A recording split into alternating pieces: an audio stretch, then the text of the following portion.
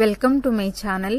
ఈరోజు అమ్మ వంటల రుచిలో నోరూరించే గోంగూర పచ్చి రొయ్యలు ఏ విధంగా తయారు చేయాలో చూద్దాం.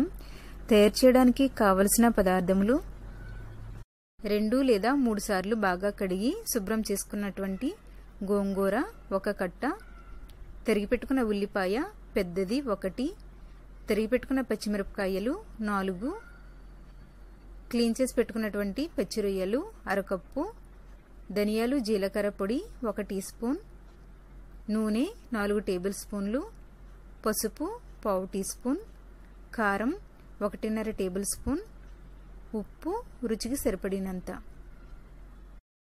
ముందుగా గోంగూరను మెత్తగా ఉడికించుకోవాలి.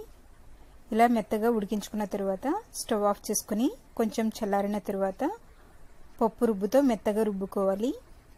ఇలా మెత్తగా రుబ్బుకున్న తర్వాత స్టవ్ మీద కడాయిని పెట్టుకొని నూనె వేసుకోవాలి.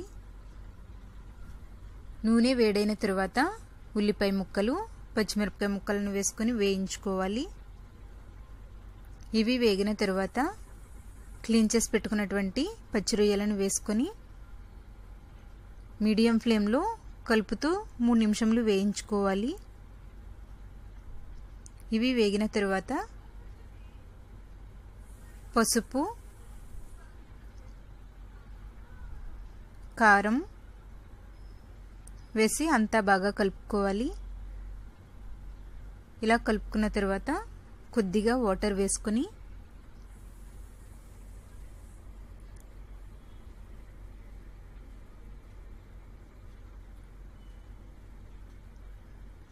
ఒకసారి కలుపుకోవాలి.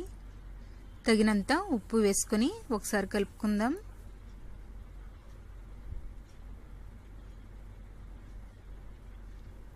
తరువాత మూత పెట్టుకొని 5 నిమిషాలు ఉడికించుకోవాలి. 5 నిమిషాలు ఉడికించుకున్న తర్వాత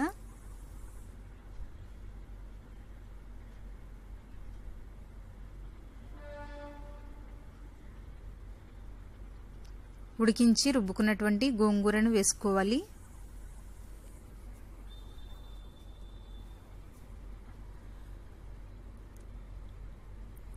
ఇది అంతా బాగా కలుపుకొని